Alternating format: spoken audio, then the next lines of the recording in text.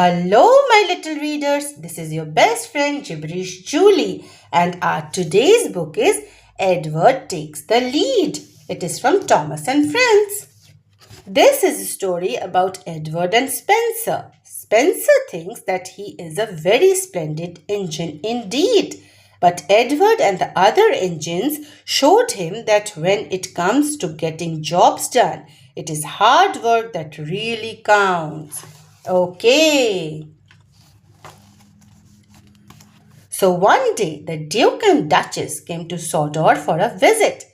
Gordon hoped that he would have the special job of showing the important visitors around the island. But to Gordon's disappointment, the Duke and Duchess brought their own engine with them. His name was Spencer, and he was the shiniest, sleekest engine that Gordon had ever seen. So the Duke and Duchess are very important people, and they have come to Sodor for a visit.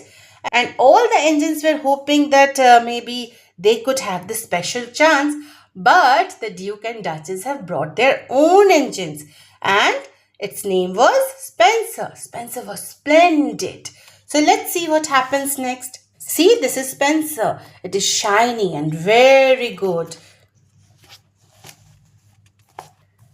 That afternoon, there was to be a party at Maron Station for the Duke and Duchess. That's on the other side of Gordon's Hill, James told Spencer. You will need to take on plenty of water, Gordon added helpfully. I have plenty of water, wished Spencer as he steamed out of the yard. See, so they are having a chit-chat with Spencer and they are telling him what to do in order to go there. But Spencer says, oh, it's okay, I know everything, I have water and all. He's just ignoring their, talk. But when Spencer reached Gordon's Hill, he began to struggle. The hill was long and steep. He puffed, he panted, he pulled with all his might. But Spencer had run out of steam.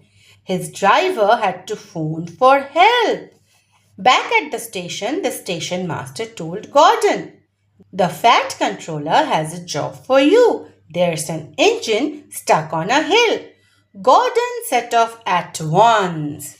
See, he didn't listen to the instructions and now he's stuck. Minutes later, they arrived at Maron Station. The party was ready to begin. Well done, Gordon, said the fat controller. You are a very useful engine. Gordon glowed with pride. Look at the face of Gordon. He's so proud of himself.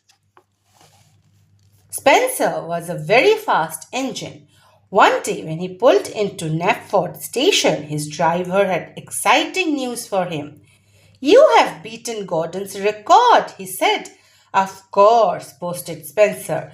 I am faster and finer than all the engines on Sodor put together. The fat controller's engines were very cross. Oh, so he is so proud of himself in saying that I am best and I am better than all of them put together. So they are cross. Has to be. Spencer was taking the Duke and Duchess to their summer house. The fat controller came to tell his engine that one of them was needed to carry their furniture. The engine saw the chance for a race. Please, sir, said Thomas, James and Gordon all together. May I go? But the fat controller told Edward to go instead. James and Gordon groaned. Edward was an old engine and not as strong and fast as the others. He'll lose the race and let the whole railway down, said James. Oh, so they are not counting on the old engine. They are saying that he will lose the race.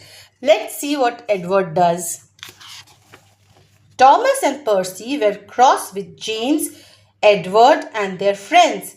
You can beat that big silver show-off any day, they told him. Slowly and steadily, Edward set off. Will do my best, he puffed. But Spencer quickly passed Edward.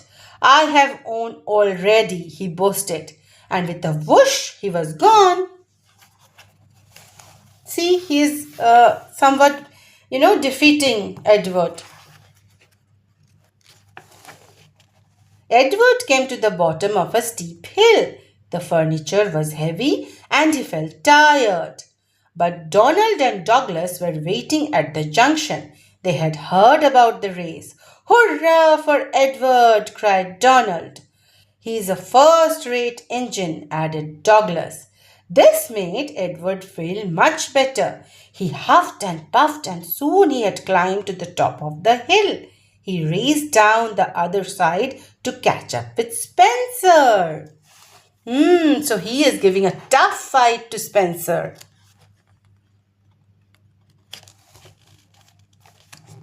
Spencer happily steamed along. Up ahead was the sliding leading to the summer house. But the Duke wanted to take some photographs of the countryside. Spencer stopped and the Duke set up his camera. Spencer closed his eyes. Nothing to worry about, he said lazily. Before long, Spencer was fast asleep. See, he is so casual in the race that he is sleeping. And here the Duchess and the Duke, they are taking photograph of the countryside. It's beautiful, isn't it? The sceneries are just beautiful. Countryside is always beautiful. When the Duke has finished taking photographs, Spencer's driver rang the bell. Time to go, he said. Nothing happened. Spencer was dreaming of winning the race. He didn't hear the bell, and he didn't hear Edward puffing past him. Spencer's driver rang the bell again and again. Finally, Spencer opened his eyes. He couldn't believe what he saw. Edward was heading towards the summer house. Nearly there, gasped the old engine. He was sleeping and already Edward is overtaking him. Sleep.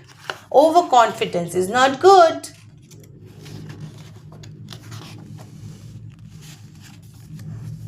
Spencer took off as fast as he could, but he was too late. Edward pulled to a stop in front of the summer house. I have won, he gasped. I did it. Suddenly his piston didn't ache and his axle weren't shaking. Edward felt like the pride of the Sodor Railway, and he was right. Now Edward is the pride of Sodor Railway. He has, defeated this proud Spencer. And again the happy picture of the yard. So our hero today is Edward. And with this, our story also ends. My name is Jiberish Julie, and tomorrow I'll again come with another book to read with my little readers. Till then, if you like me, then do subscribe my channel. It's free. Bye-bye.